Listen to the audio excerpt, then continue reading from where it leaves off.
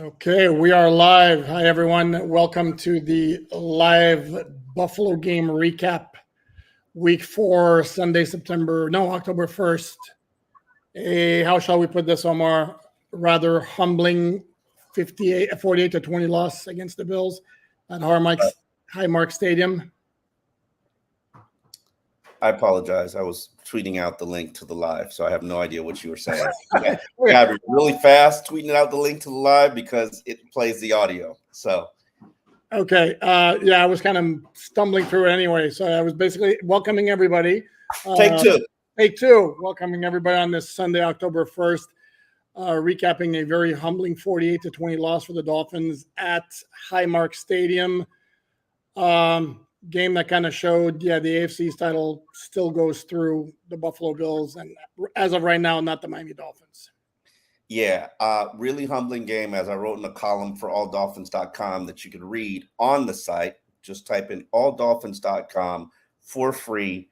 To quote a Ric Flair comment, statement, braggadocious boast, to be the man, you got to beat the man. And the Buffalo Bills have been the reigning kings of the AFC East since Tom Brady exited the division. They're a forceful team led by Josh Allen and Stephon Diggs. I'm not going to take Stephon Diggs out of it. If you do not have a game plan, you do not match their physicality, you do not have the execution that you need, you're not going to have a chance. And the Dolphins were lacking in all three departments. Primarily, I had a bigger problem with the game plan than I actually had with the execution. After a while, the Buffalo Bills, when they get such a lead, they're going to pin their ears back. And with that two deep unit on the defensive line, they're going to hunt your quarterback. And I saw so many instances where Tua was crushed and reminded me of those plays that injured him going back to his career at the University of Miami. And you just cannot allow that, because you know that this is a team that if anybody's going to injure Tua and put him out the game for prolonged stretches or the season, it's going to be the Buffalo Bills. And I just thought the game plan, to be quite frank, sucked. Well, okay, first of all, you little Freudian slip there. You said University of Miami, University of Alabama, too, obviously. Here's the thing, though. The game starts off and it's a good old-fashioned shootout, right? Bills score, Dolphins score, Bills score, Dolphins score, Bills score. And here's the thing, the Dolphin offense had been operating so efficiently throughout the start of the season. Like, you didn't see the false start penalties. You didn't see the illegal formation that you saw today. And then all of a sudden, there are a couple of drives that got derailed. Raheem Mostert had a hard time hanging on to the football. And then once the score got a little bit out of hand, or the gap got a little bit bigger, that's when the Bills pinned their ears back. And certainly didn't help that the Dolphins started the game with Connor Williams inactive because of his groin injury, and Liam Eichenberg, who's not as good as Connor Williams, didn't play. And then Teron Armstead got hurt, and that's, to me, maybe the most troubling thing to come out of this game, because it didn't look good. There was a picture from our friend Marcel of him leaving the stadium on crutches after the game, and Mike McDaniel said it wasn't an aggravation of this previous injury. Different knee. Well, not only that, but I mean, obviously, if you saw the play, you saw him get bent backwards. So that was very troubling. Patrick Mullen, thank you very much. Can we talk about how the offense feeds on bad defenses but struggles against well-coordinated ones? Love you guys. Been here from episode 1, Omar. Please unblock me. I am the never-owned gun. Okay, I'm actually going to screenshot you. I appreciate you for the contributions. I usually make people apologize, but I will unblock you. Doesn't that serve as an apology? Yeah, I appreciate the contribution. That'll definitely get you unblocked. I think you did skip a question, but I will address this question.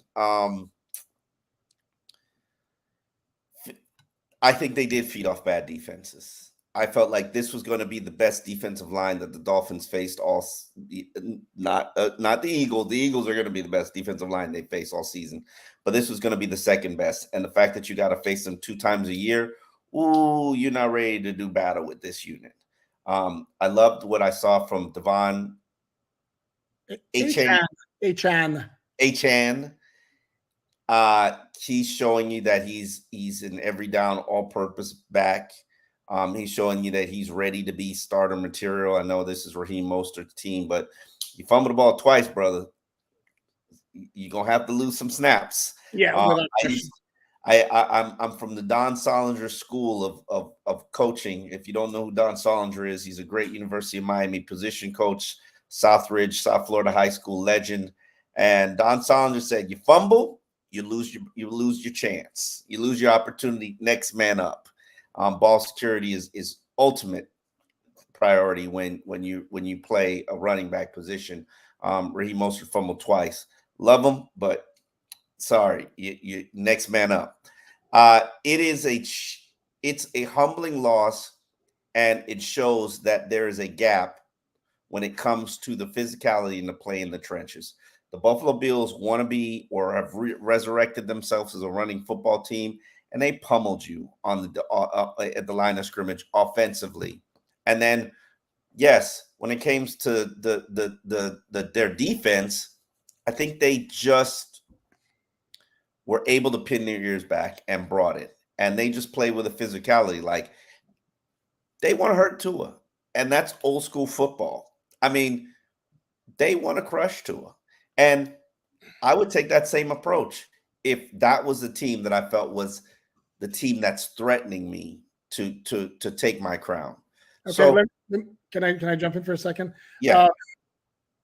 Here's one point that illustrates the physicality, because right now, let's not get ourselves, and this is both great and troubling. The Dolphins have the fastest speed in the NFL, maybe for what, 20, 25 years. Except if we're going to be honest with ourselves, it's a finesse team. And nothing proves that more than when it's fourth and less than a yard and Tua's in the shotgun. The play in the second half, then he wound up getting sacked by Ed Oliver on 4th and 8. Or sorry, on fourth less than a yard for an 8-yard loss. I'm sorry, but like you look at your Phillies and your San Franciscos and even your Buffalo. What do you think Buffalo does in that situation? Josh Allen sneaks for the first down. The Eagles do the tush push or the brotherly shove, whatever you want to call it. And then the 49ers probably hand it off to Christian McCaffrey. And the Dolphins are in shotgun on 4th and less than a yard. I mean, you like your quarterback's decision-making, his accuracy, but yes, you're not having success with that play. And you need a Jeff Wilson for that play. Well, you need Alec Ingold to have a good short yardage run play. You need to go with an unbalanced line or Christian Wilkins at fullback. You got to figure something out, because right now that's probably the worst play that you have. You're not good at converting short yardage plays. No, but and I don't care if Tua is Tom Brady, Peyton Manning, Aaron Rodgers all wrapped into one. The odds of 4th and less than a yard are still better with like a sneaker or short run as opposed to throwing the ball out of the shotgun formation. That the one that bothered me. And the other one too, somebody asked that question. Why? And I said this in the media room to the guys, anybody who asked me, what, no offense, because the guy's like a really good second-year cornerback who tackles like nobody's business.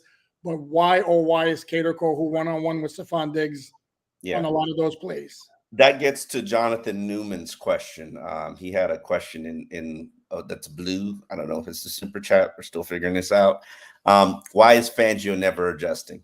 I wouldn't say that Fangio doesn't adjust. Yeah. You say he doesn't adjust? No. Can I point out the Dolphins closed out the game against the Chargers because they adjusted. They threw blitzes at Justin Herbert on the final drive of the game after blitzing once the entire game. That's adjusting. So I think in that situation and instance, that's when he wants to blitz. According to Fangio, I forget what he said. He wants to blitz. He wants to blitz when he wants to blitz, not being forced to blitz without pressure. Now, the problem that you're kind of having is you're not getting pressure without the blitz. And I'm not even going to single out Bradley Chubb because there's other players on the field that are supposed to be able to get pressure on the quarterback as well. When you play a 4-man front, there's 3 other guys on the field who are responsible for getting pressure. And I get it. Against Josh Allen, you have to have lane integrity. But lane integrity means somebody's got to get pushed up the middle. And that wasn't happening either. Not making excuses for Bradley Chubb. Andrew Van Ginkel had another excellent day. Damn. Yeah, you worry about all these other guys you got to get paid. Andrew Van Ginkel just made himself probably about I would say $4 million a year in just what he's had in these last 4 games. Like, that guy is going to make a lot of money in the NFL if he continues to play at the level that he's playing right now.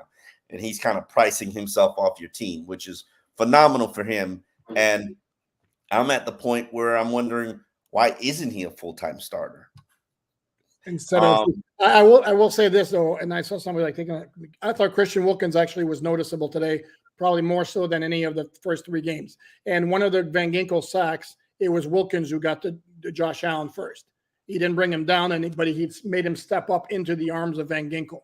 And there were a couple of other plays where Wilkins didn't necessarily get the tackle, but it was his penetration that made the play. So I think he was fine. Zach Sealer had 1 play today on a running play outside. It was very quiet. Bradley Chubb was completely invisible. I don't know how many snaps Agba played. The only way I noticed him is one time I saw 91 on the field. That's the only way I noticed him. He made 1 tackle. Christian Wilkins made 2 tackles. Zach Sealer made 4 tackles. Andrew Van Ginkel made 5 tackles. David Long made 10 tackles. Guess he's good. I don't know. He made a couple of plays. There were some with Jerome Baker. There was some sloppy tackling also. Brandon Jones missed Latavius Murray in the open field on his long run in the first half. Jerome Baker let somebody out of his grasp on a short completion. I think it was in the second half. And then Javon Holland on that long pass down the sideline to James Cook, where he cut back inside.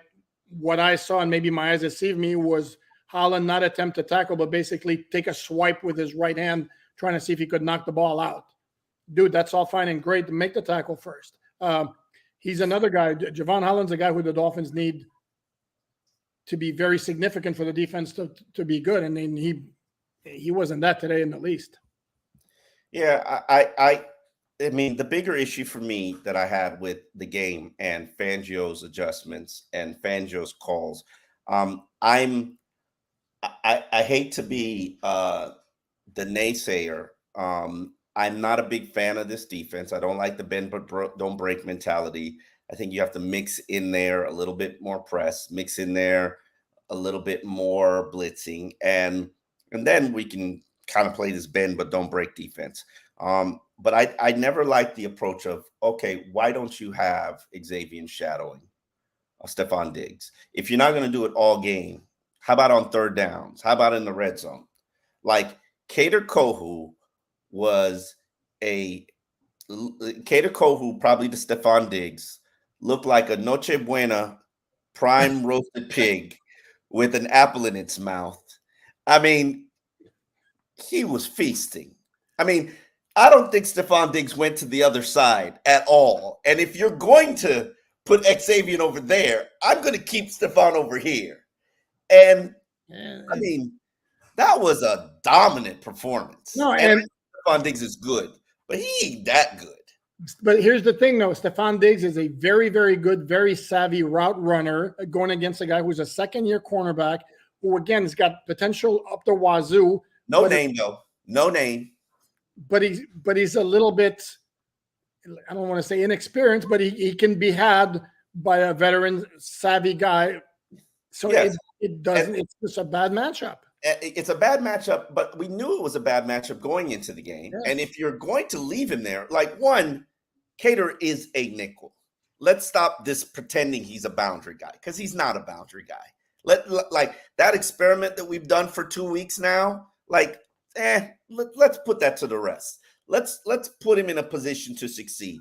And I know that you're limited in terms of what you have available, but Nick Needham comes back. Not saying he's going to be ready. Probably don't think he's going to be ready for the next month. Once he gets on the field and practices, he's probably going to need at least 2 to 3 weeks before he should be cleared for a game.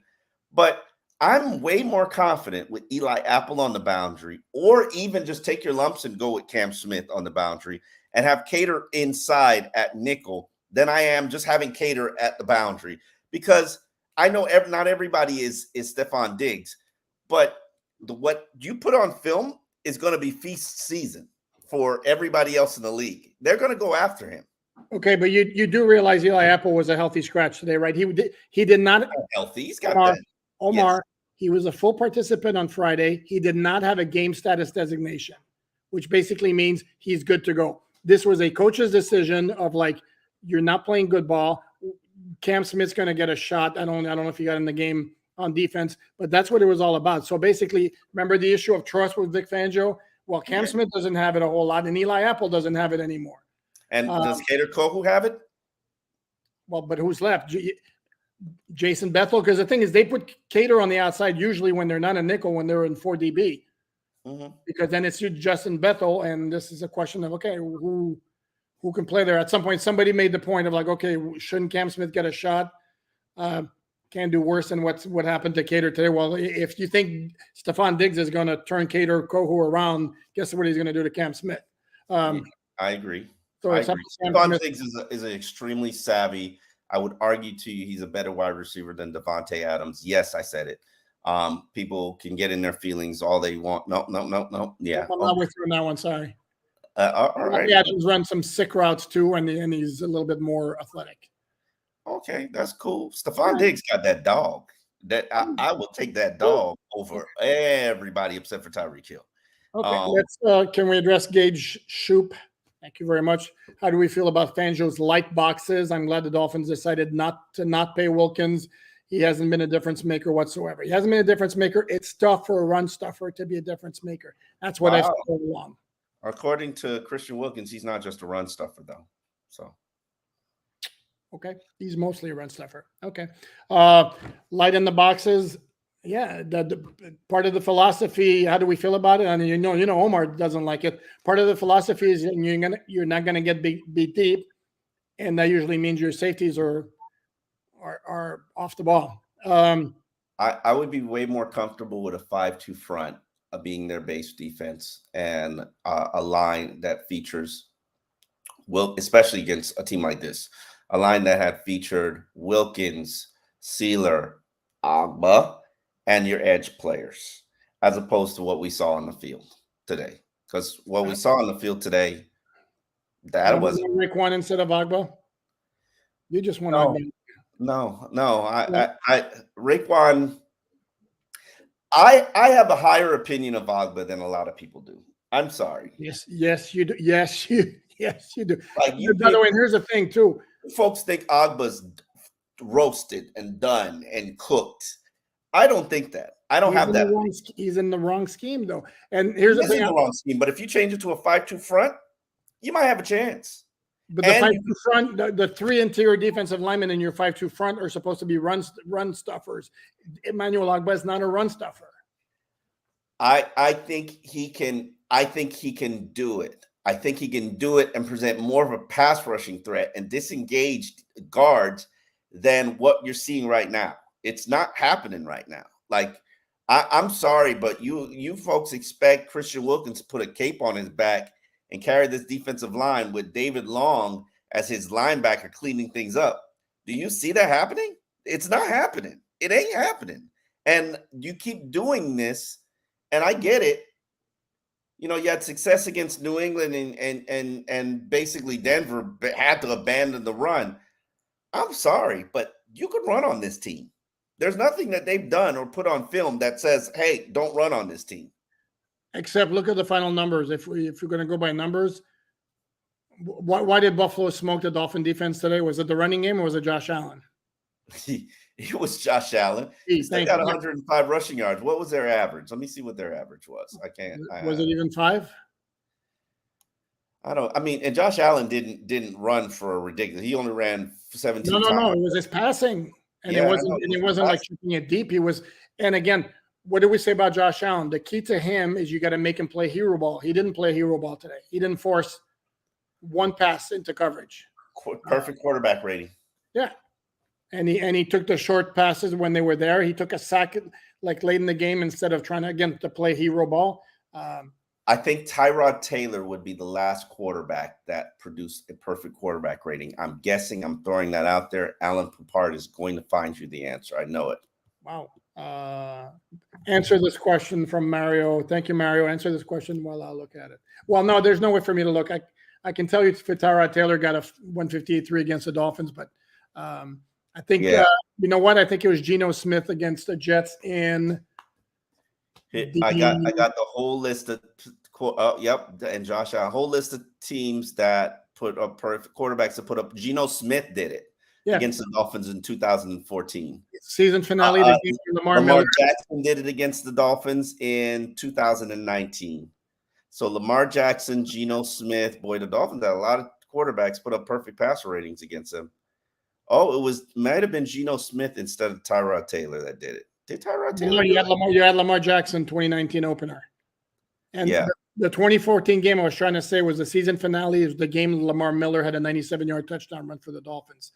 At what point do we press a panic button on this Fangio and his defense? Damn, Kurt Warner did it against the Dolphins. Tom Brady did it against the Dolphins. Okay, Omar, we can move on from this. Omar, what point do we press the panic button? Not there yet. I mean, they got smoked by Buffalo. I mean, can we not pretend that Buffalo's not a great team? They are a great team. I think I said that all along. A great team that was highly motivated by a Dolphins team that embarrassed Denver and probably had the practice of their season. Locked in team, trying to keep their crown. So I'm not pressing the panic button on Vic Fangio. Vic Fangio, as I said earlier in the podcast last week, he's probably forgotten more football than I know. He'll figure it out. I'm dying for Thursday's press conference because press conference with the defensive coordinators, because I know Vic Fangio is going to keep it real. I look forward to those segments. Can I make a point? Is it possible that maybe, just maybe, a lot of people, including most Dolphin fans, were so very quick to dump on the previous defensive coordinators and the scheme that was implemented before, that maybe that it was the expectation that anything other than that is going to be perfect, and look at this defense is going to be awesome? Could that be a factor?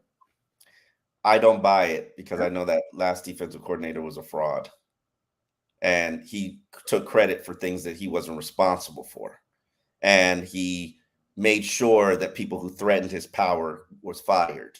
And but that's a personal level thing. Can we say that maybe the scheme wasn't so bad? Is basically what I'm saying. I like the scheme. I like the scheme. I didn't necessarily like the play caller. Think this scheme fits this personnel a lot better than the last scheme.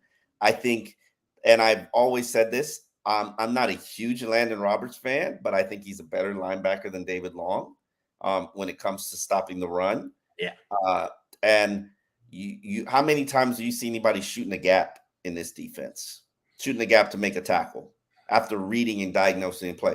And that's David Long's strength and his forte. It's just not happening here. Yeah.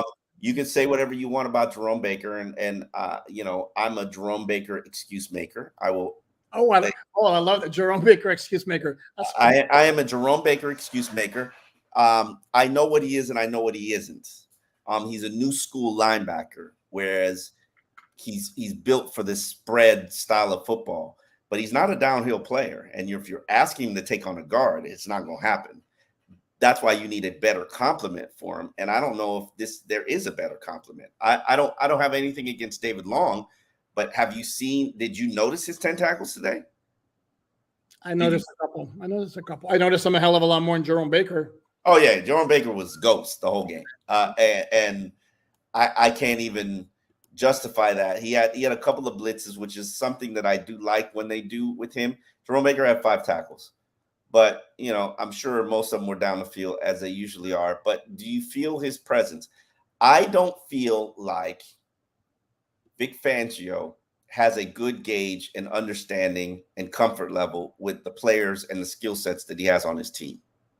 Like, you can't watch Xavier Howard all training camp, follow Tyreek Hill around the field, contain him, not shut him down, but contain him, and think that he can't help you shadowing Stephon Diggs. And if you came to that conclusion and said, nah, that's not for me, because Cater Kohu doesn't feel comfortable switching sides, or you don't feel comfortable with putting somebody else on the opposite field, or don't feel comfortable with Xavier moving around, then that's a problem with the rest of your team. Like Xavier Howard's the biggest star on their defense right now. Name me a bigger name than Xavier Howard. Name me a player who's performed better than Xavier Howard in their career. And the fact that you saw and knew this was going to be a major matchup for us, and you said, nah, let's keep him over here. Even if you wanted to bracket Stephon Diggs, how well did that bracket work? How well did any of that work? If you wanted to bracket him with Javon Holland and another cornerback, maybe I would buy it.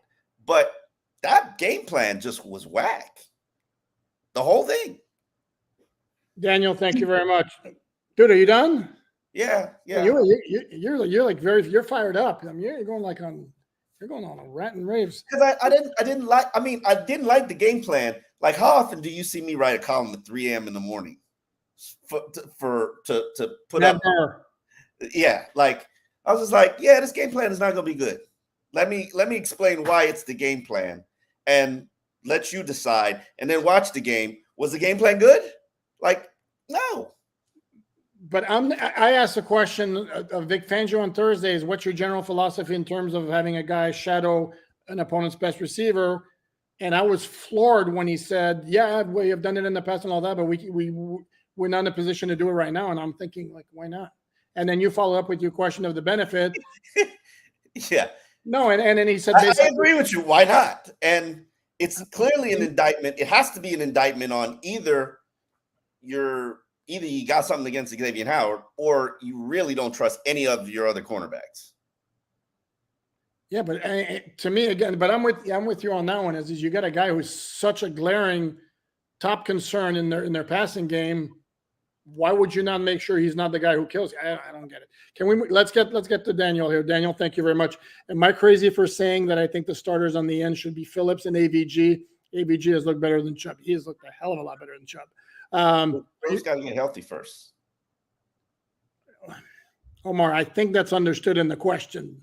Are you crazy for saying that? No, you're not crazy in the least. Is it going to happen? Probably no chance in hell. Am I wrong? No. Okay, no. You're like laughing. He's a $100 million player. He's going to be out there earning that $100 million. Yeah, there you go. And of course, you will get comments from coaches if the question is asked to the contrary. Everything we do is based on competition and production. But I mean, let's be real here. Again, they gave up a first round pick and explain that everything is based on money. Not everything, but when you go out and give up a first round pick and give the guy a huge contract like they did with Bradley Chubb, yeah, he better be into triple booty cheeks performance territory before he's pulled from the lineup. How'd you like that? Triple cheeks. He better be a triple cheeks guy. Thank you, Daniel. Daniel, man robbing us blind. Had a good game against New England. Yeah. 1 out of 4 games isn't bad. Well, that's true. Ohio John, thank you. Is there a learning curve for the players in the Fangio defense, or has this always been the thorns that come with the scheme? Big Fangio says there's no excuses, and he doesn't want any excuses. He fell on the sword last week. It'll be interesting. I mean, he fell on the sword in the season opener. It'll be interesting to see if he falls on the sword and takes ownership and blame for the performance that they put on the field. I expect him to, because the easiest way to lose a locker room or lose your unit is to start issuing fingers of blame. And Vic Fangio is a straight shooter. When he does issue fingers of blame, and he doesn't like hype up players like Mike McDaniel does, but I think he's got to take some ownership and accountability for a bad game plan, because I think that was a bad game plan. Well, and here's the thing, John. Before the season, I did the research and I came up with this stat about Vic Fangio's defenses. And in the first year, when he took over a defense, either as a DC or head coach, there was a massive jump in the team's ranking in both yards allowed and points allowed. So, which would kind of go against the idea of there's a learning curve and there's, growing pains associated with it. Is there an issue maybe of some players not being good fits for this scheme where they were good fits for the previous scheme? I think that's something that maybe needs to be.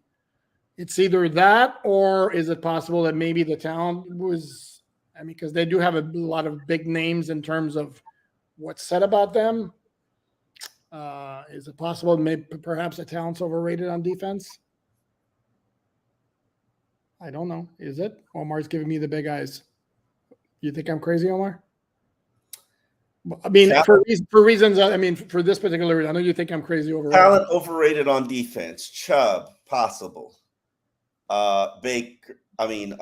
Sealer, not possible.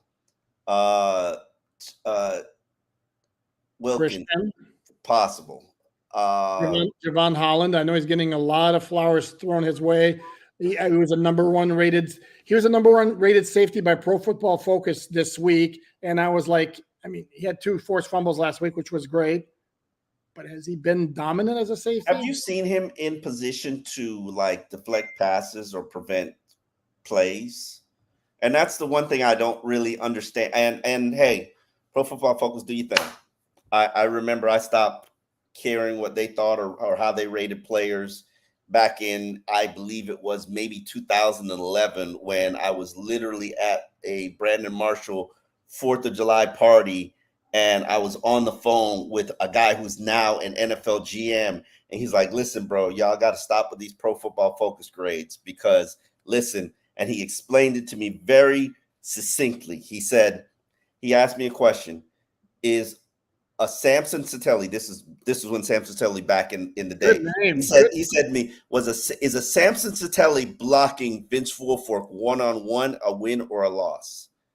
And I said, it depends on what happens to the play. He said, no. If he's blocking Vince Wilfork solo, that's a win. Every single snap he blocks him solo, that's a win for him. That's not how Pro Football Focus evaluates it and grades it. The matchups do not equate. You can't just say this player versus this player. There are elite players in the league. And even for example, perfect example, is if Xavier Howard defends Stephon Diggs and holds him to 70 yards on 7 receptions and a touchdown, that's a win. That's a he's winning his matchup. A loss is 3 touchdowns, and you got there are players who are going to make plays. Tyreek Hill is going to make a play in a game. There's no way you can stop him from doing that. Now Devon Achane, damn, he is going to make a play. So does every linebacker that gets run by Devon Achane, is that a negative play on in his grade scale? Like it's very. I remember Richie Incognito. This is why 2011. Richie Incognito, before he became the infamous Richie Incognito, was graded by Pro Football Focus as one of the worst offensive guards in the NFL, and that was the year that he made the Pro Bowl. Mm-hmm. So, a lot of that stuff is subjective. So I don't factor in the grades. Was Javon Holland playing good for the Miami Dolphins? Yes, he was making a lot of tackles. Show me the impact plays. Okay, we had 2 forced fumbles in the last game. Where are the impact plays? Correct. And attack there was one play that they showed to illustrate how well he's playing, and it was a nice open field tackle at the end of a 15-yard gain. I mean, it's like, okay, yeah, you did make the tackle in the open field, so props for that, but it's 15 yards down the field. And one quick point about PFF is if the receiver catches the ball like in front of you, that you're the one who gets charged for the reception. What if there's no pressure on the quarterback and he's got a clean pocket? I mean, that's why there's low. This is where you know me and stats with nuance. Absolutely. So, okay. Like if a cornerback has to cover a guy who's making double moves and adjusting to another route while his quarterback's playing scramble ball, and the ball is caught, that's still on that cornerback. Like, how is that fair? X got killed by some fans last week because he gave up that touchdown in the back of the end zone where Cortland Sutton is running all the way one way and then turns around and runs all the way the other way. I mean, let's be realistic. Cornerbacks have to be perfect, man. I know. Why are we holding Fangio more accountable? Because of his reputation, number one. Because the players have to execute the game plan that's put forth, number 2. And if they don't like the game plan, they just have to deal with it. And also because the defense made the plays that helped win the games against the Chargers, even though for the most game they got run on, but they came up through at the end. And against New England, they got a stop at the end. And against Denver, they had 3 takeaways. So again, today they played a team that's as good as any in the AFC against a quarterback that's as good as any in the AFC. Maybe not quite Patrick Mahomes, but he is as good as any non-Mahomes quarterback in the NFL. And when he's right, there are not that many quarterbacks who have his combination of skills because of his size. And today the guy was on. Omar, doing some calculations, or you like? It was a beautiful sentence and a beautiful statement. I'm trying to figure out if I can challenge it. But you can't. Go ahead. Yeah, Justin Herbert could do the same thing that Josh Allen does. But yeah, it's a prototype. They are the prototypes. No, correct. I mean, because in addition to when he's sharp throwing the ball, then you have the threat of his running ability, and not only his running ability, but punishing defenders who want to tackle him, because the guy's like a linebacker at quarterback. What'd you think of Liam? Okay. I mean, it wasn't going to be Connor Williams. No. When I saw the inactives, I thought I saw the inactives. I sent out a WTF GIF. One, because I wasn't surprised about Liam starting. I kind of predicted that the whole week, which is why I wrote like, "Hey, Dolphins feel like Liam's future is at center on alldolphins.com." Saw Liam taking snaps with Tua after practice while Connor Williams was on the field snapping for the trainer. That was telling. And I knew it wasn't going to be Connor. Connor's second level blocks are correct. Just very just a work of art. Yeah. And that's all season, not just one particular game. What really troubled me was Deshaun Elliott, who I don't think he's that dope, but the way he's played in the first 3 games, he was very well and very consistent. Mm-hmm. And as I've not been shy to say, I'm not the biggest Brandon Jones fan from a coverage standpoint. That's not and I know he didn't play all of the snaps out there, but yeah, I'm not really comfortable with what I saw from, for you to have Javon Holland, and maybe that's what you need to do. You need to have Javon Holland be the backline defender. For you to have him up forward making plays, it's going to compromise other things. And maybe you need to alter and change how you use Javon Holland. I don't know. I don't know what the right answer is, but they make this defense. This defense is built around Javon Holland and these edge players. And while Javon Holland is producing, these edge players are not. And the bottom line is these cornerbacks, they need help in the zone defense. If they don't get pressure, they're out there. I know the last defense, a zero defense, they were out there naked all game. At this point, they're just keeping everything in front of them, and then wide receivers are beating them with double moves. But here's the thing. Let's revisit the Fangio and the defense and the panic button and heat on Vic Fangio after the next 2 games when they play the New York Giants and the Carolina Panthers on the schedule, Omar, after the New York. Yeah, I love that.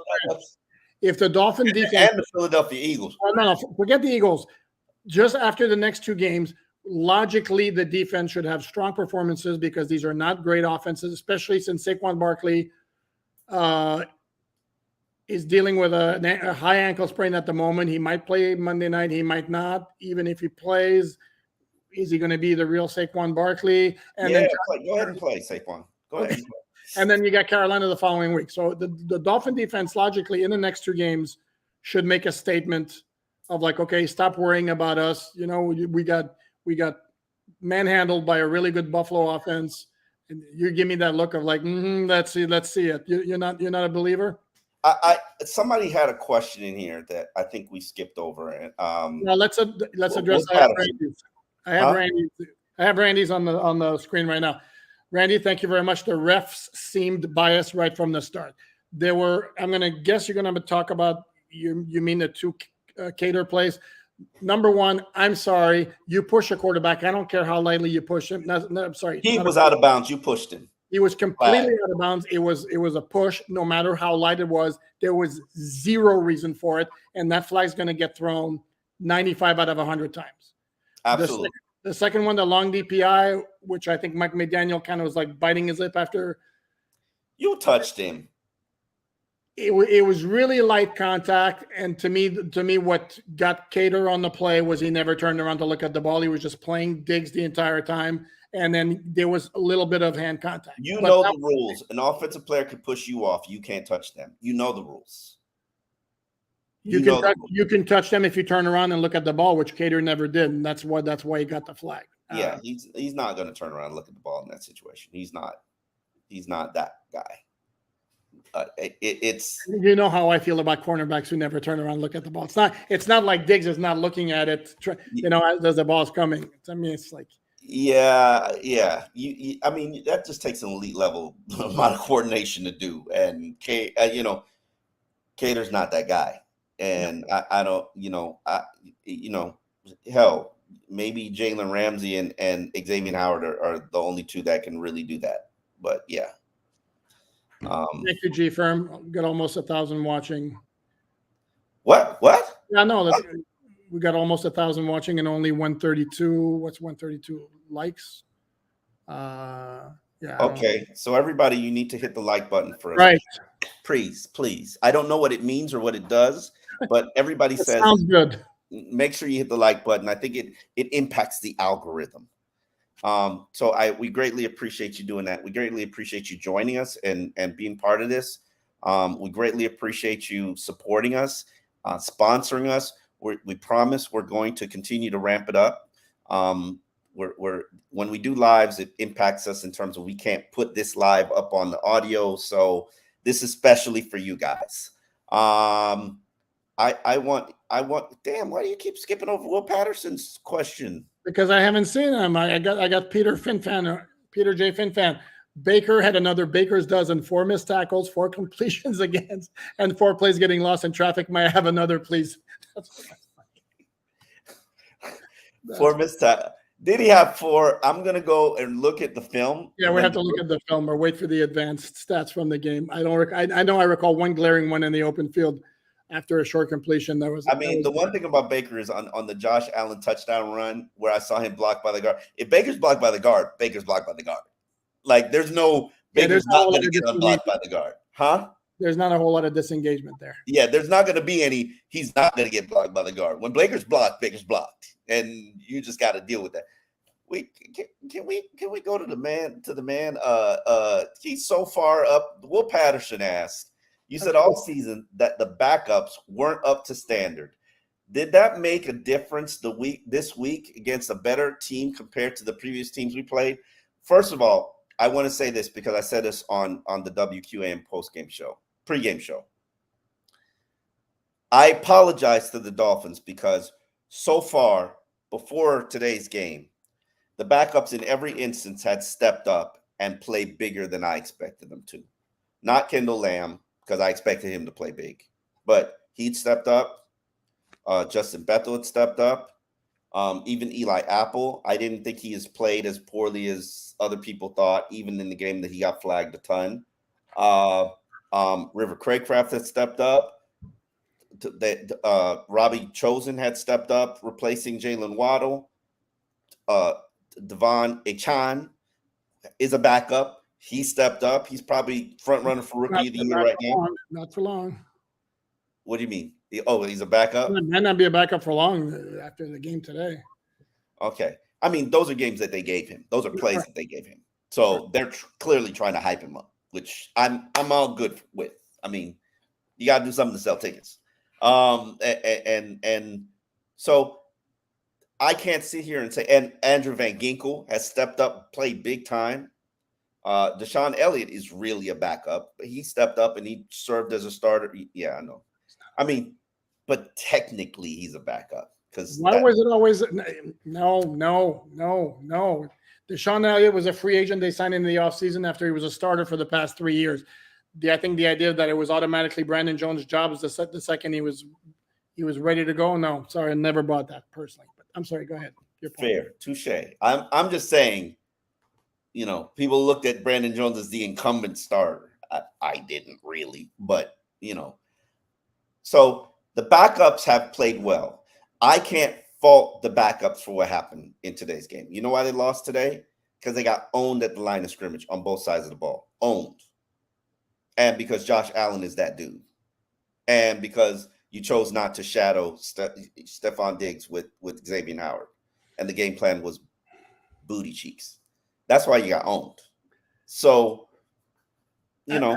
But I will say there was one guy that made a difference. And it's no offense, I'm not picking on the guy. There's a big drop from Connor Williams to Liam Eichenberg.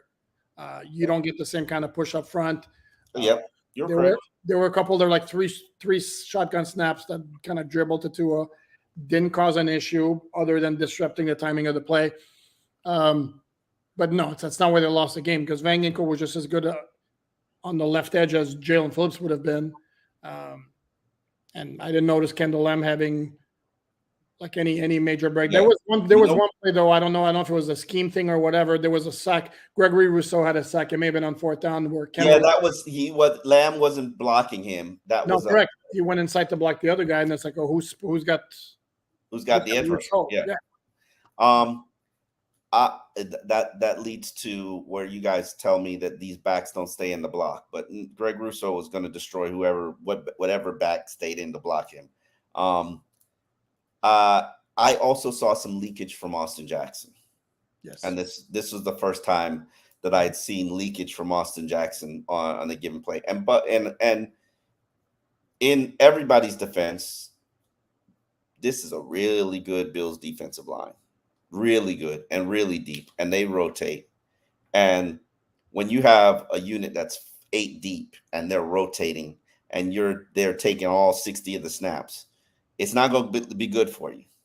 And eventually you're going to get leakage, especially when they've got such a massive lead and they're just pinning their ears back and hunting. And the other thing that didn't help the offensive line today is the wide receivers. The combination of wide receivers getting open very quickly and Tua getting rid of the ball very quickly did not happen to the same degree that it happened in the first 3 games. And that kind of bleeds into our next question, Ohio John. Thank you.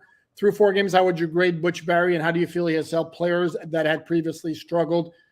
Through 4 games, if you're going to grade on a vacuum here, just this one game, it wasn't good. But if you're going to grade through the first 4 games, he earns a pretty good grade, at the very least, a BB+. BB+? Yeah, for the first 4 games, Butch Barry. What's a BB+?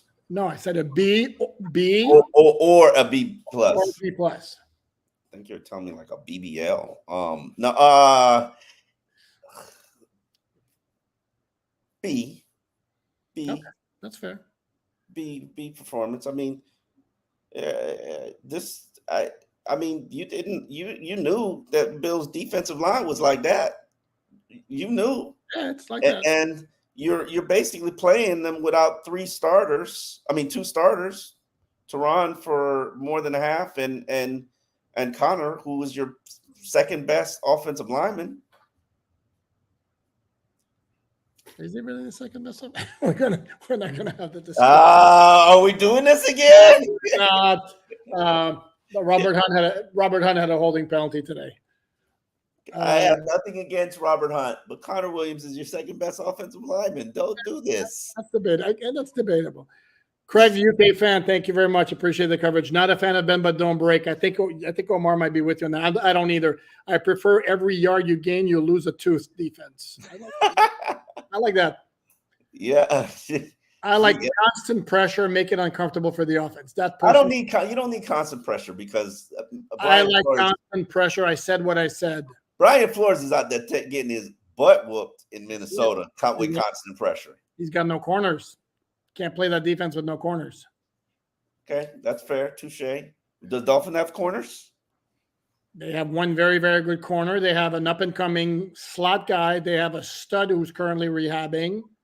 And they have second level guys after that. Mm-hmm.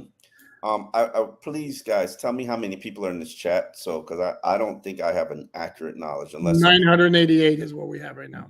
Damn, how do you 999. We got to get to 1,000 here. In the chat or in viewing?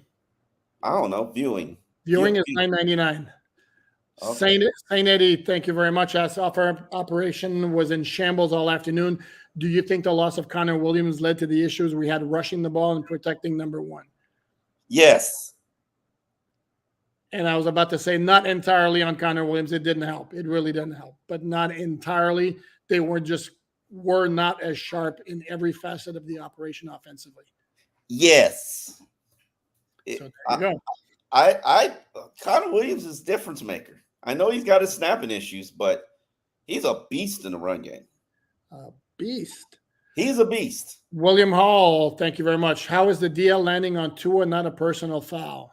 I do not recall. That was a good one. What play? Which play was that? They put one of the defensive linemen put all his weight on him. It reminded me of the play that he broke his hip. I did see that. I did see that. And now that you're mentioning it, it was a play that Tua was throwing the ball, running out of the pocket and throwing the ball away.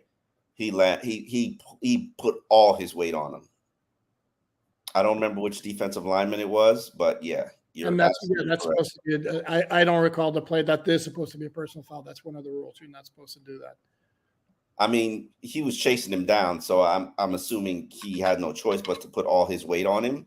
But yeah, it was one of those plays where I looked at Tua and I was like, I just hope he gets up, because when Tua was in the draft process, one team, who's executive that I'm friends with, he was basically like, yeah, we don't have him on our board because no question about it, that hip is going to give away again.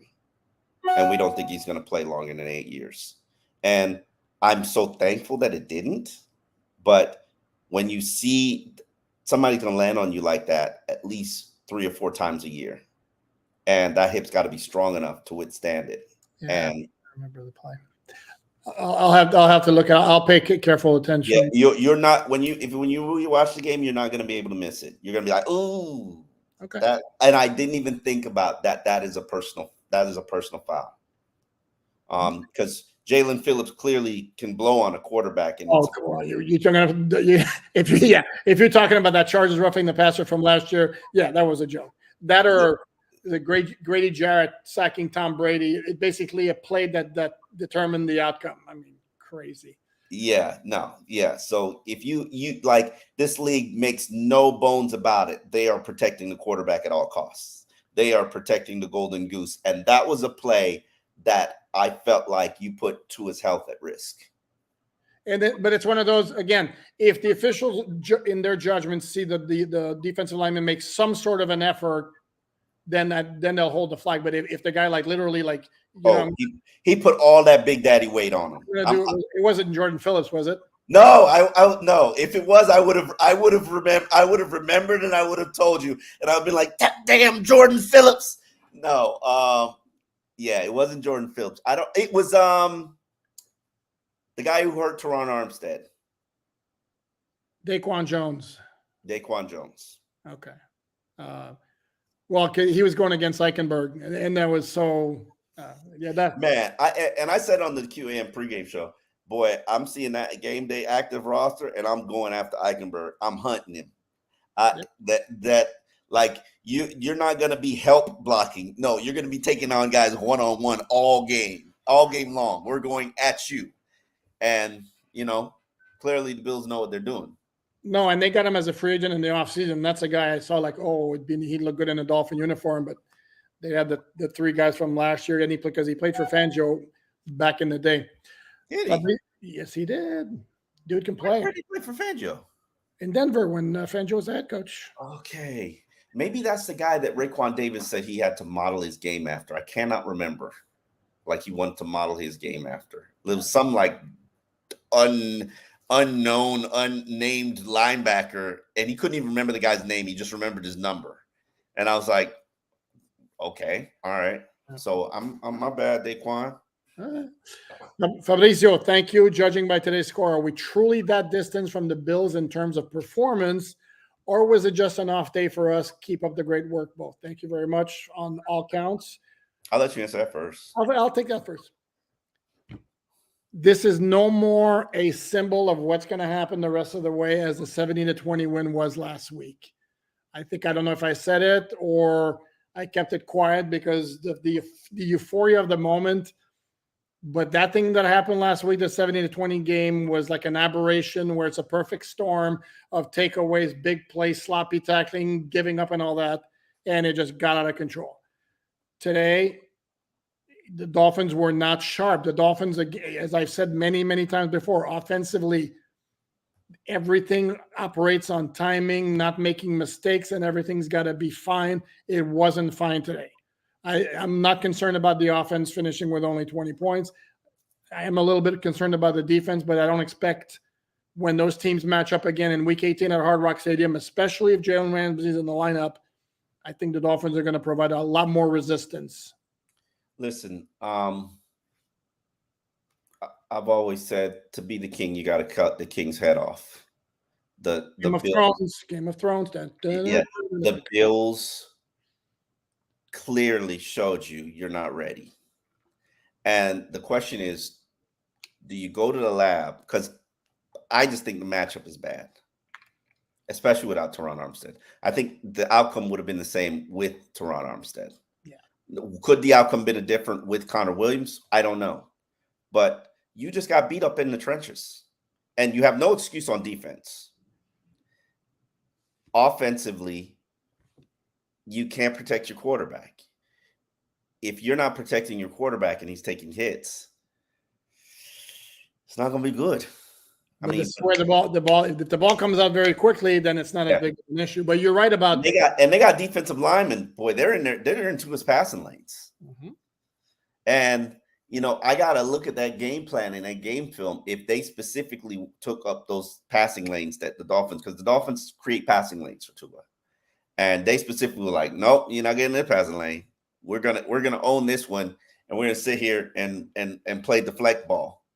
And it was such a great game plan that I have no I think teams are going to replicate it, and you're going to have to counter it, and you're going to have to come up with answers for it. And I do agree with you. You throw out the Denver game, you throw out this game. I think somebody once told me to understand who a team really is, and I don't remember who told me this. You throw out their two best games, you throw out their two worst games. That makes perfect sense. And that's who a team really is. And, this is going to clearly be one of their worst games all season.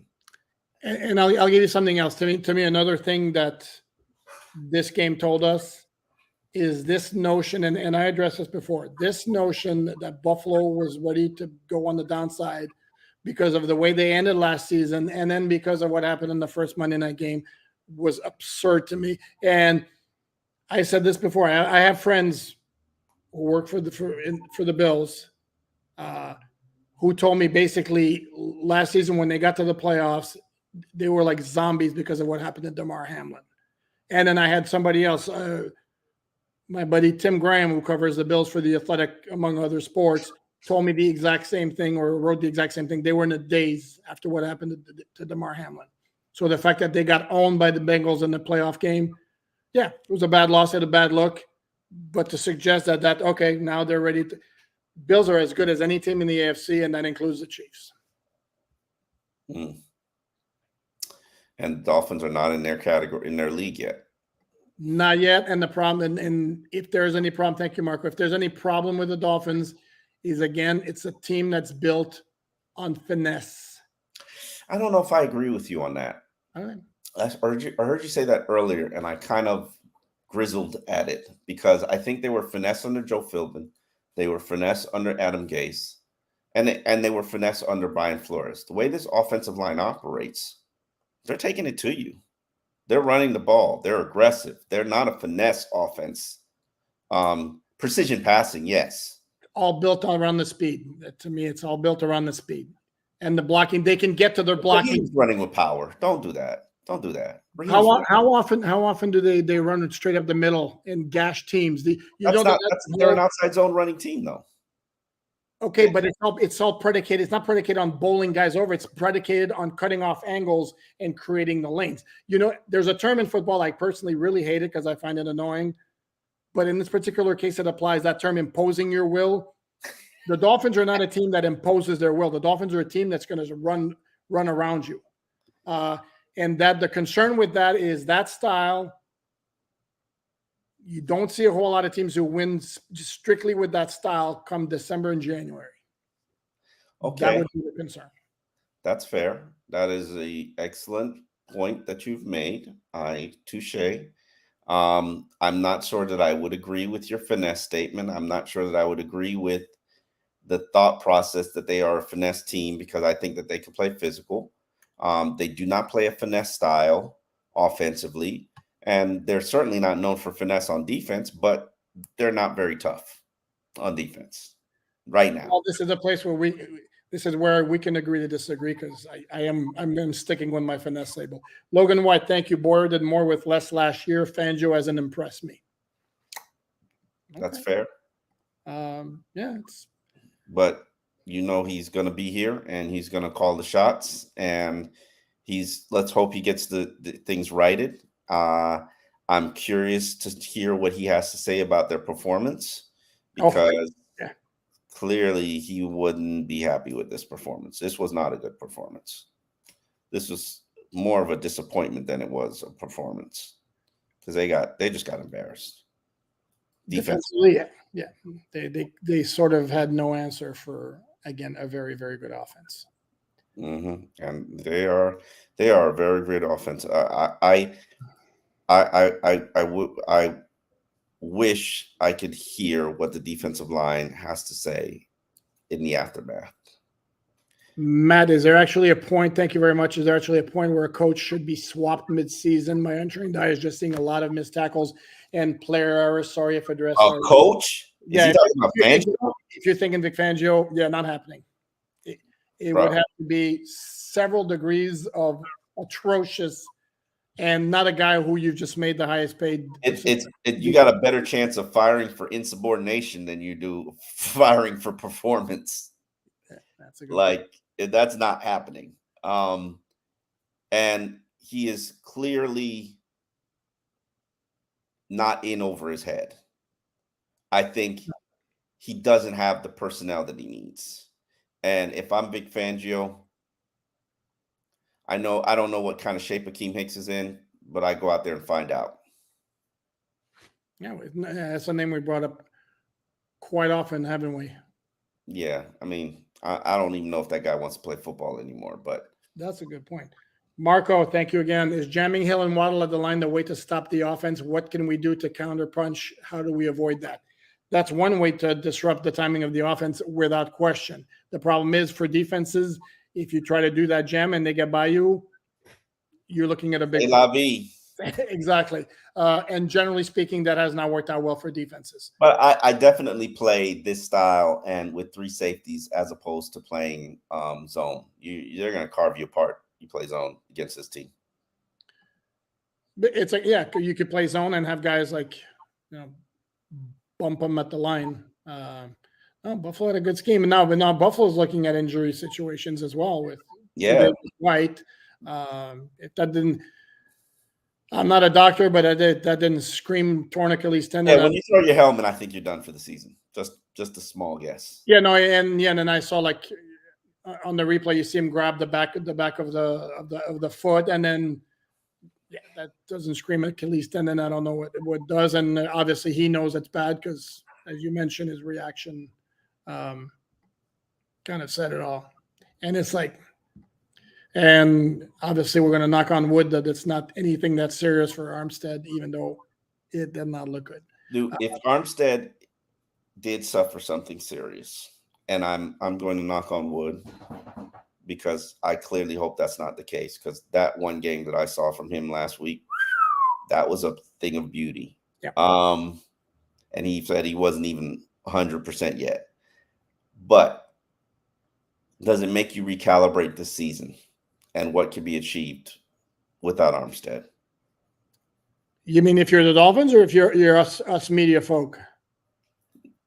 If us media folk, I mean, clearly they think they're Super Bowl bound. Well, no, correct. Yeah, it kind of makes things a lot tougher, doesn't it? The question is, because Kendall Lamb has played well when he's been in there, is he going to play? That's the thing between the difference between great players and solid or good or serviceable players is, can they do it over the long haul? That's the question with Kendall Lamb. Yeah, that's a great question. Yeah, I mean, right now it was a luxury that we had because we knew that Teron Armstead was eventually going to be back and eventually going to be cleared. Do we have that same confidence in Kendall Lamb? And I don't know what the injury is, but we're talking knee, we're talking crutches. That's at least 2 weeks. So if you're telling me right now it can be 2 weeks, you're taking that. Sign me up. Yeah. I mean, realistically, it's probably 4, if not 6. But let's just hope that it wasn't anything significant and serious. But yeah, that forces me to recalibrate things a little bit, because I expect Teron to be a difference maker. He is a difference maker. He's an impactful player and a phenomenal leader. And losing him would be very bad. Not as bad as losing Tre'Davious White if you're the Buffalo Bills, but oh, come on. That's their top cornerback. It's close. It's close. We Dolphins at least have a capable backup. Do Bills? Bills have a lot of depth at cornerback. And I don't know if Tre'Davious White, I'd have to check with my Buffalo guys if he ever got back to his this is like second or third year that he's had some kind of issue. And one of my followers on Twitter came up with an absolutely great line about Teron Armstead. Something along the lines of, he's turned out to be exactly who would hope he would be, and also who we had feared because of the injury issues.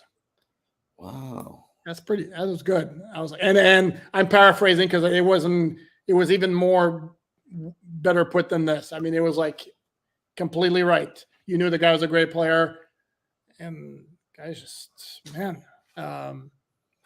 It's not soft tissue stuff like Devontae Parker dealt with for so many years, and he's just catches a bad break after bad break after bad break. Even with Teron Armstead, just think about how unlucky that play was.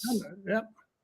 I mean, and now, everybody's going to give. I saw somebody put a GIF tweet, Mr. Glass, and I love that movie, by the way. Love that series. If you haven't seen that series, I forget what the name of it is, but it's a phenomenal series based off a comic book. But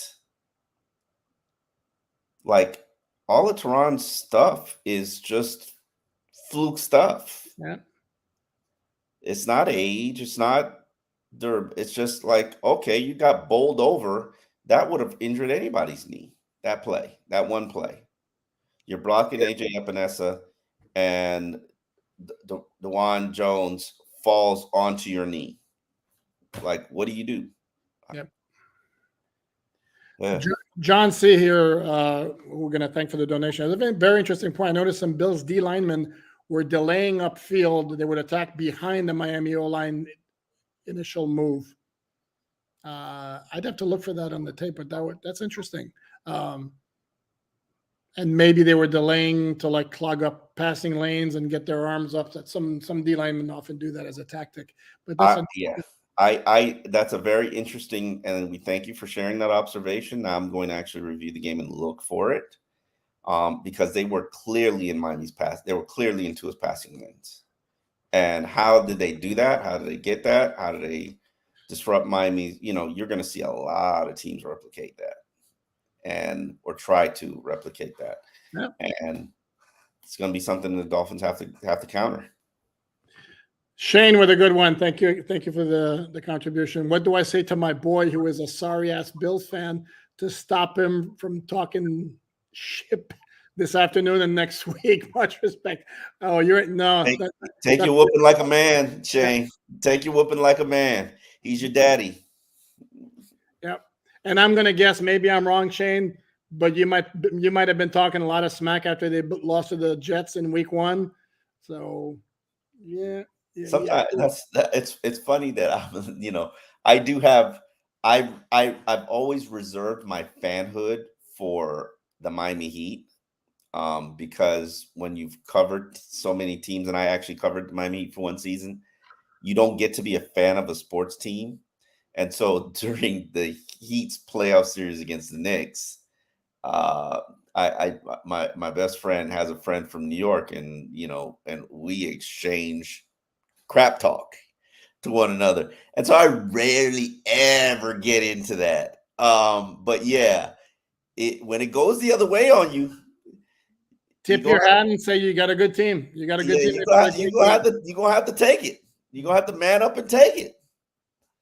And she's right. You're probably talking a whole lot of smack after they lost to Zach Wilson and the Jets. Well, they just showed you who's your daddy. Marco, thanks again. Was I the only one worried about Tua the entire game? No time to throw the ball with a patched up O-line. Without Armstead has me even more worried. I want to make a point here.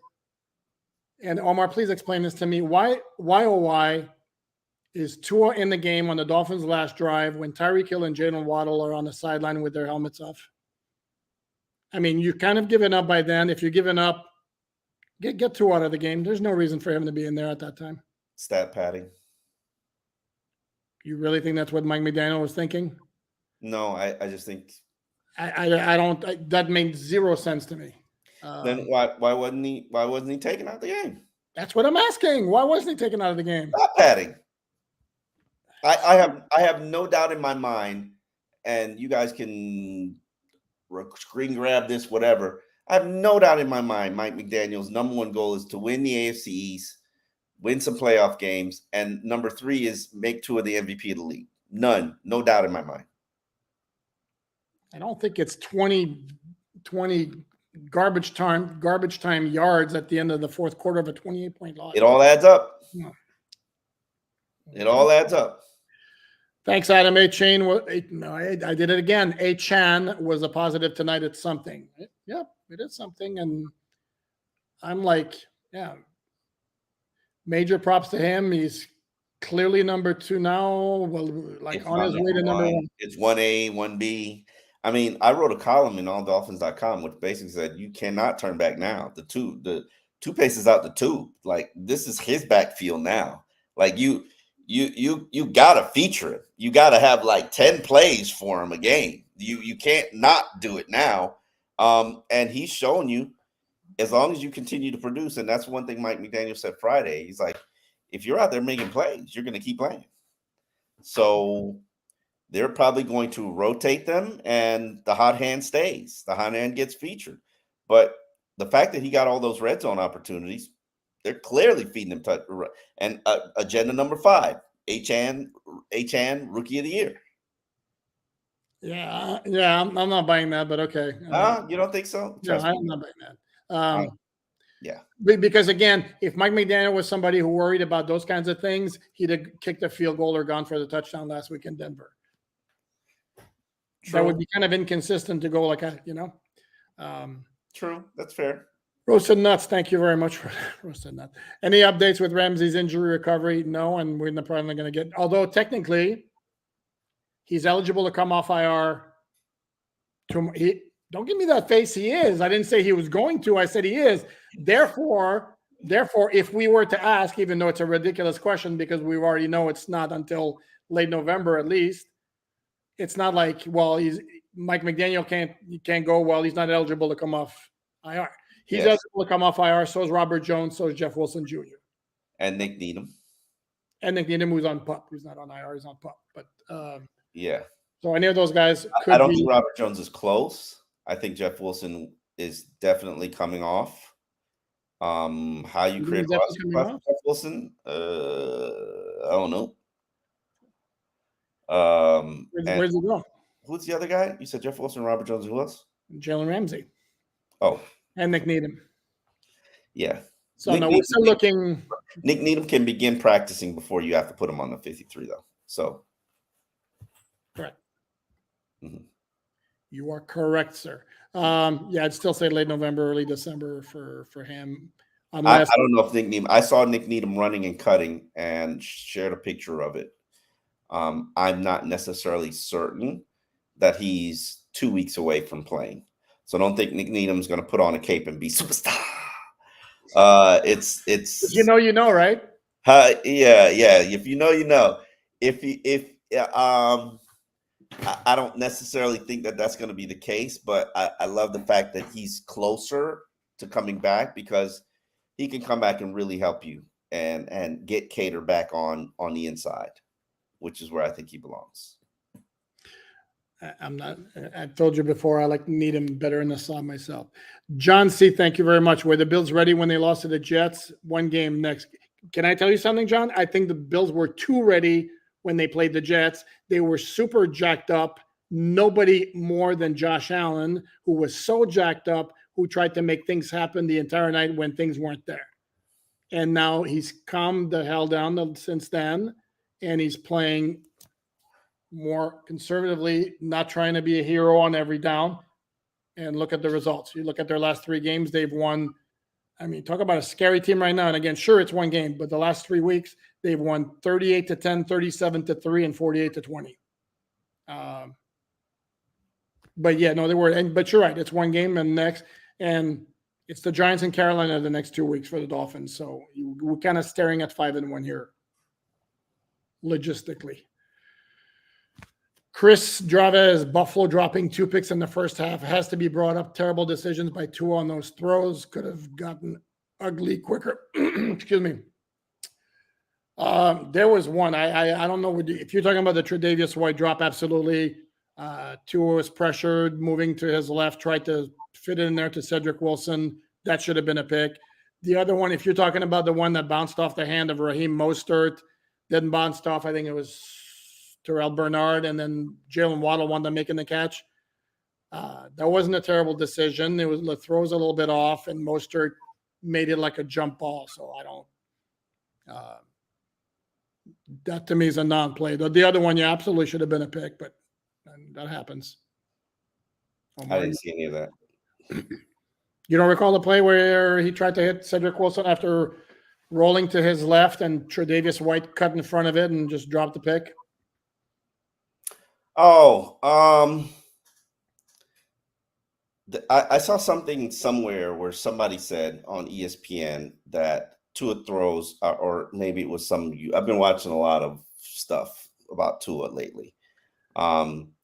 Because he's a left-hander and the ball rotates differently, defenders usually drop his passes. And there could be some validity to that because Tua throws a lot of possible interceptions that don't turn into interceptions because defenders drop their passes, drop his passes. No, it's an interesting. I don't know. It's an interesting point. I mean, it's just the rotation is different, but it's the ball. It's not like the ball's moving differently. He throws a good spiral. Yeah, I would think of football as a football, but defenders drop a lot of Tua interceptions. They do. No, they do, and he might lead the league in dropped interceptions. And I don't know if it's just luck or God being on his side or the rotation of the ball. I have no idea. All of the above. Yeah, I have no idea. It is a fact. Like defenders drop a lot of his interceptions. I know, and Jeff, you remember the Sunday night game against Pittsburgh last year? It was like, oof. That was a game when actually Dolphins won because they got 3 picks and because the Steelers didn't get 3 picks. Yeah, you know what's the funny thing about Tua? I never worry when he has an interception. It doesn't bother me. And because I always know that he'll generally win it back or put his team in position to account for that interception by making a 3rd down conversion or converting in the red zone. Usually, so I don't really. He didn't today, but I know he didn't today, but I don't really stress that. What do you think? And this is something we haven't addressed. Tua taking ownership for the loss and saying operation was you didn't buy any of that. Like I know McDaniel was. I didn't pin it. I didn't pin it on Tua. I think it was a quarterback. Is doing a noble thing of like nobody's going to get thrown under the bus. Put it on me. I didn't. I mean, the loss wasn't on Tua. It was. I don't blame him for the operation not being as sharp as it normally is. Oh, he took the blame though, and I was like, oh, okay, is that what we're doing today? We're falling on the sword for your team. Okay, that's interesting. Exactly what he was doing, and Tua's been, dude. It's not the first time Tua's been like when he's been showered with praise at his press conferences. What he do? He always deflects. It's like it's the whole team and it's all that. And so when they suck, it's like put it on me. No, I have a lot of respect for that, but I'm not buying it that it's Tua wasn't sharp. He wasn't sharp mentally and getting. Oh my God! You know what's this cheesy smile on my face? What's that? I just asked myself, would Ryan Tannehill do that? I just say it like, when did Ryan Tannehill take ownership for a loss? No, and like for example, like the really bad false start on Julian Hill, that's supposed to be on Tua. Illegal downfield on Liam Eichenberg that nullified the Waddle touchdown. Is that on Tua? I mean, the operation was sloppy, and it hadn't been sloppy earlier on. It wasn't on him. It was just,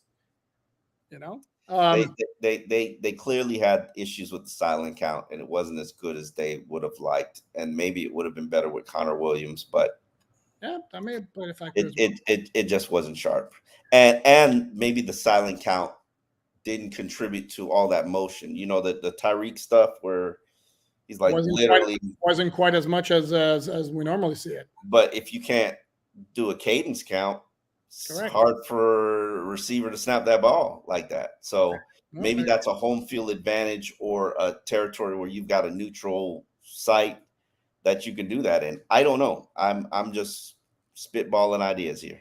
No, it makes a lot of sense. Daniel Barrios, thank you very much. Was there anything you saw the Bills doing in the secondary that caused our passing offense to falter, or is this solely us losing in the trenches? You want to take that? Because I actually watch football the opposite way of everybody in the world, where I look at the trenches and then I work my way out. And I couldn't tell you anything that was going on in the secondary. And I'm a ball watcher, so there. No, I don't know that's. I could point. I'm going to have to rewatch it obviously tomorrow. I don't know. I could point anything specifically that they did. It certainly was clear that the Dolphin receivers were not getting open as much. And Omar, I hate to do this to you, but on that one play, the pick to Chosen, it's like it wasn't open. Was not there.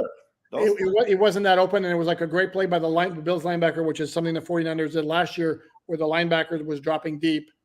And it forced Tua to have to make like an insane throw where to lofted just over the linebacker, but to Chosen, and he got it too high, and it wound up sailing Chosen and into the hand. I don't think your dude didn't catch a pass, did he? Sorry, I didn't mean to. The effort wasn't there on that and the interception. I looked at that and I was just like, yeah, it could have been better. From Chosen? Yeah, that didn't look like a receiver going all out. But I get it. For what, for who? Huh? Was it a for what, for who? You never heard of the for what, for who comment? I believe it was former Eagles running back Ricky Waters, who had played for the 49ers, and he was criticized in the media after a game for short-arming a pass like that. And basically his response was something along the lines of like, you want me to put my health at jeopardy? For what? For who? And that did not play well. Oh, Matt, we already addressed this question here. I'm looking. Did not know that from Ricky Waters, but I'm totally on board with that. Football is a dangerous game, very dangerous game. Yeah, it is. Saint Eddie, thank you. Can we give Greer some love for not caving and giving Wilkins that $20 million a year? Dude was all world in training camp against Liam and almost finessed us. Eddie, in fairness, Wilkins balled out last year. I mean, Wilkins was really good last year. The question was always, how much is a difference-making run stuffer worth? And that's where Omar and I were always, there's got to be a limit on the price tag. And do we know that has that been established that that's what Wilkins wanted was $20 million a year? Wasn't it more? It wasn't more? I'm talking about real money. Let me stop. Did you just stop? I don't. There's no benefit to me. The cost benefit for talking about Christian Wilkins is not something I want to pay. So I'll just let you have it. Like it. There's no benefit for me to talk about Christian Wilkins because he already thinks I have it in for him, and he has it in for me. So I'm trying to avoid the Jordan Phillips situation. I'm sorry? I said I'm trying to avoid the Jordan Phillips situation. Yeah, that's funny. But no, bottom line is it was always Omar and I's position that the guys that he is a dude when it comes to stopping the run. But again, my whole point is how much of those guys will actually impact the outcome of the game when it's a passing league. Alex Adam, thank you very much. Hey, at what point in the game do you guys think the momentum of the game started changing and slip away? And what could we have done to stop the bleeding? Thanks. And I'm not worried at all. Fins up. Well, I like that you're not worried at all, Alex. That's a good attitude to have. 21-14. Stephon Diggs touchdown that made it 28-14. That's the one to me that was the killer. When you couldn't respond to the 21-14, you knew you'd have to score every time they scored. Well, no, but here's the thing, Omar. Look at the play-by-play. The Dolphins didn't score 21-14. They held Buffalo. They got the ball back. Then they went 3 and out again. Buffalo got the ball back, and that's when they got the 55-yard touchdown to Diggs.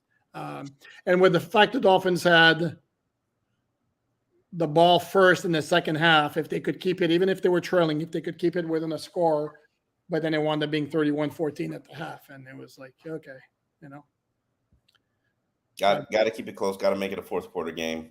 You had to take that approach. This team basically believes that they can be in a shootout with everybody, and they haven't been unproven to that. So Okay. Marco asks, you can have this one first, Omar. Is jamming Hill and Waddle at the line the way to stop the offense? What can we do to counter punch? How do we avoid that?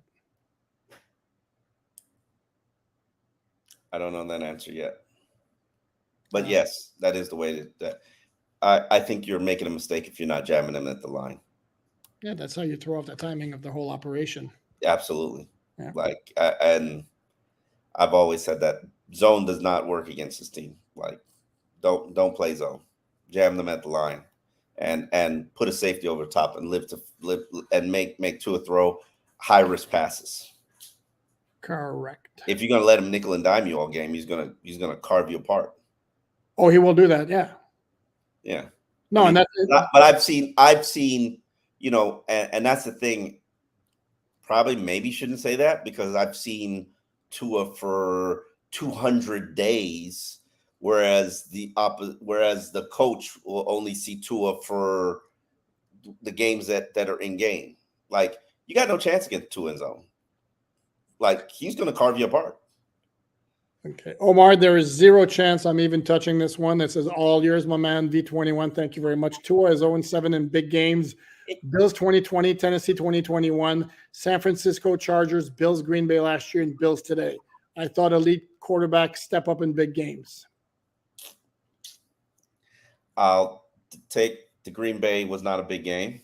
I think the Chargers this year was a big game. I think New England this year was a big game. What? Well, it's not? Chargers season opener, not a big game? Chargers, the season opener, yes. New England, which is about to be 1-3, they're getting smoked by the Cowboys today. No, New England was. The Cowboys are in a different league than New England, but come on, you're not that much better. Who lost against Arizona, dude? Come on, you're not that much better than New England. Let's not put disrespect on New England's name. Like, New England can get you. Can New England get you once this year? No. Answer the man's question, Omar. I'm just being a smart ass. No. Team game. But it's Tennessee. Okay. Bills. Baltimore last year was a big game. Bills. I'm taking all the Bills losses and putting them to the side because you're not in the Bills league. There's nothing you've done. And I include last year's game where you won one of them by luck because Josh Allen had a brain fart. You're not in the Bills league. You're not. And I said this all off season. Big O used to hate on me because I said it. You're not in the Bills league yet. You haven't proven that you're in their league yet. Like, and I know the season started hot and you're record pace setting offense, but today's show, you're not in our league yet. You're not fighting heavyweight yet. You're not in a heavyweight class yet. And you're like in a light heavyweight class, maybe a middleweight class, but you're not in a heavyweight class yet. Like Kansas City going to do this, Philadelphia going to do this, maybe Dallas going to do this. 49ers, if you played them, you don't. I know the schedule now. It's right in front of me. Oh, look at that. Like, but Omar, wouldn't that go again? Then you're saying, if you're saying that the Dolphins can't be in that kind of class, then you're saying that Tua has no shot at being MVP.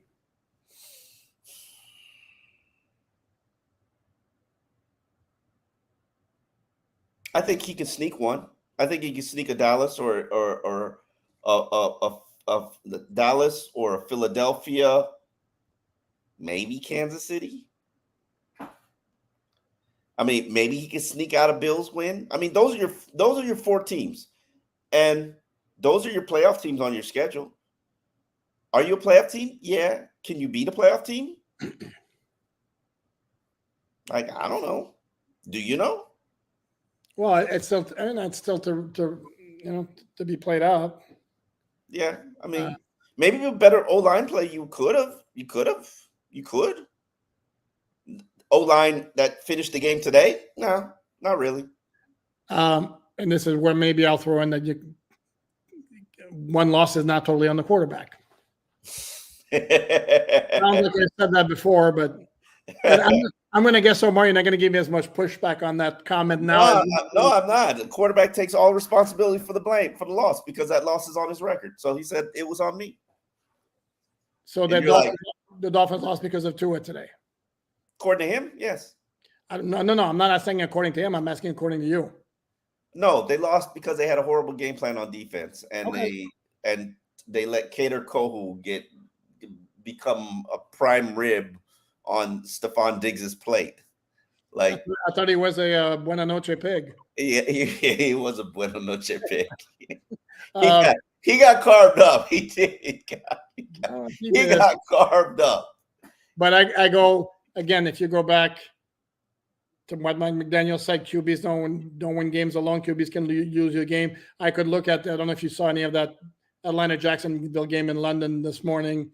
Yeah, where Desmond Ritter threw 2 picks, where he could not have been like he's going to his receiver like this is where I'm going, guys. I don't know why they think he's a good quarterback.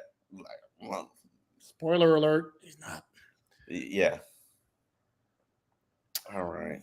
What else we got? We got anything we need to address? Let me acknowledge some people very quickly for their kind contributions. Alan Davis, thank you very much. Mark Lever, thank you very much. Lever or Lever, I hope I'm pronouncing right. Lever. He's a lover. Wow, DC MIA1, thank you very much.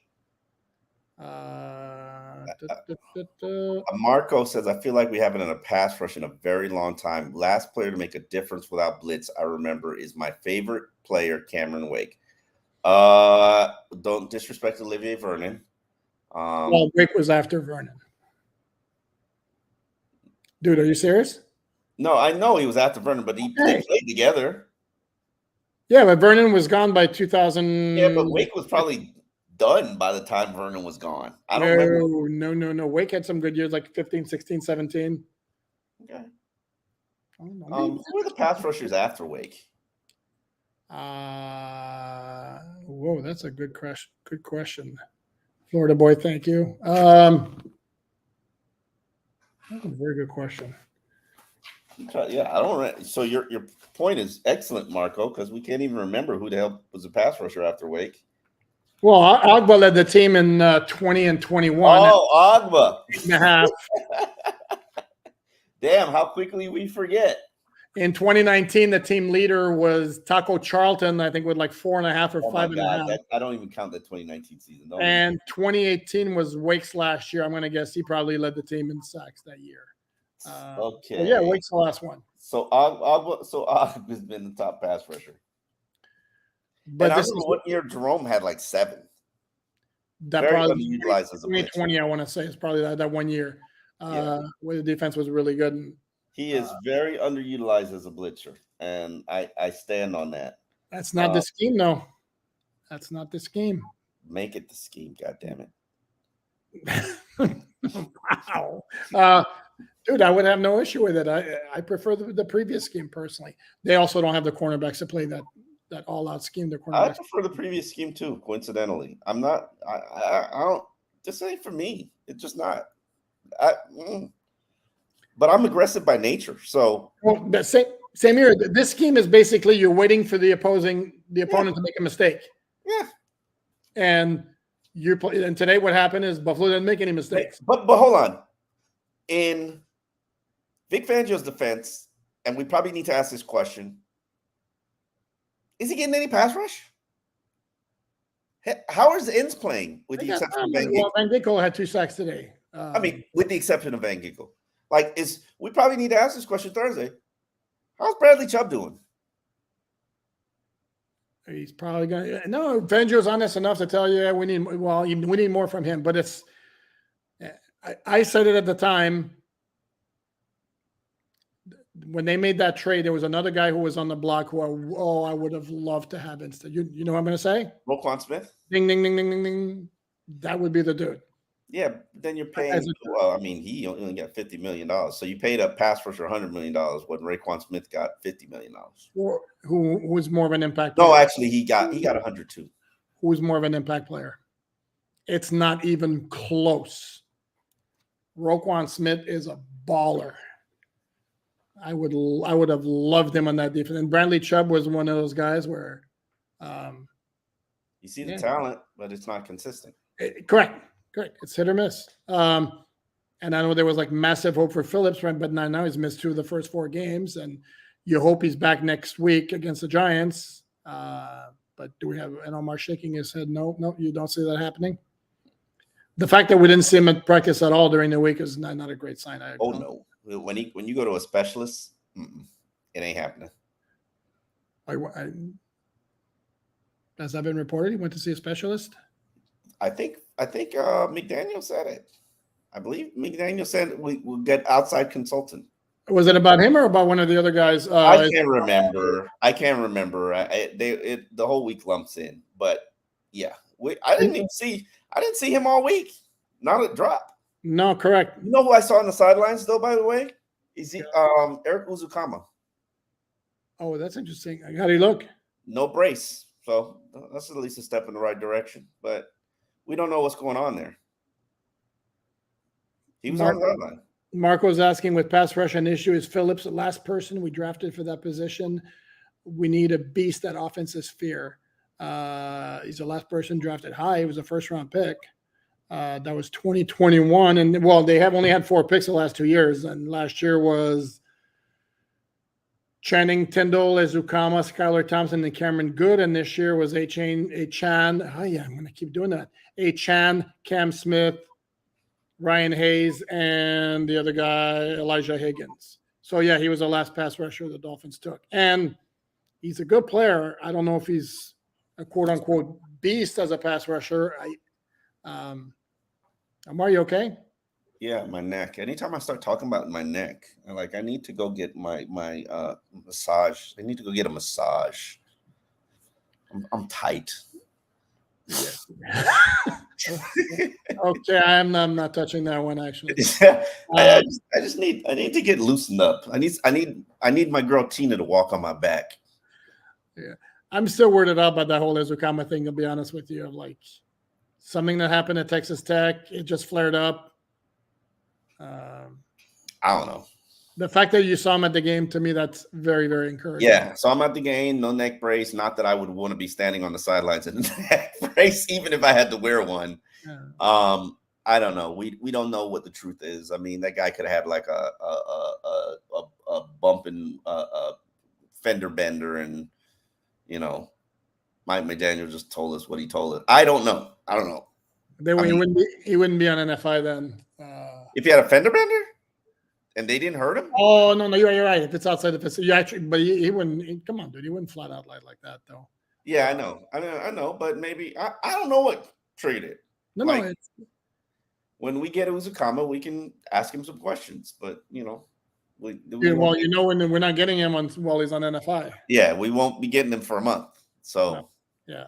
I'm just very curious to see. Obviously, we got to pay attention to the Teron Armstead. We're going to be on Teron Armstead watch once again. Yeah.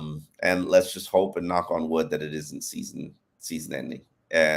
or that it doesn't land him on IR, because that would be sucky. Correct. No, I agree. Yeah. Yeah. I think we're going to wrap this up, Omar. Yes, sir. I'm Well, starving. I'm starving too. As always, we want to thank everyone for watching, everyone who contributed. Please Love you guys. Yep. Love you. You are family. And this was only one game. The Dolphins are still a good team. They're still probably going to make the playoffs. Yeah, as long as they don't take on any more injuries. Correct. And doesn't get hurt, because this Buffalo Bills game scared me. Like, they were crushing it. They were coming. So we'll be back tomorrow with our regular episode. Tomorrow's going to be episode 92, which we will have after Mike McDaniel speaks, so we can hopefully have I have Ryan Baker as 92. I don't know if he wore 92. He wore 90. Ryan Baker was a good guy who kept getting cut, brought back. I loved Ryan Baker. Oh, he was a very, very good dude. Very nice guy in the locker room. Very, very nice guy. So that'll wrap it up. Again, our live recap of the Dolphins' 48-20 loss against the Buffalo Bills in Week 4. Dolphins still at 3-1, tied for the AFC East lead with said Buffalo Bills, although the Bills have the tiebreaker. They play the New York Giants next Sunday at 1 p.m. at Hard Rock Stadium. We'll be here all week, Omar and I, talking about it. Again, thanks so much for watching. We cannot say enough how much we appreciate every one of you. Thank you. All right. Appreciate you guys.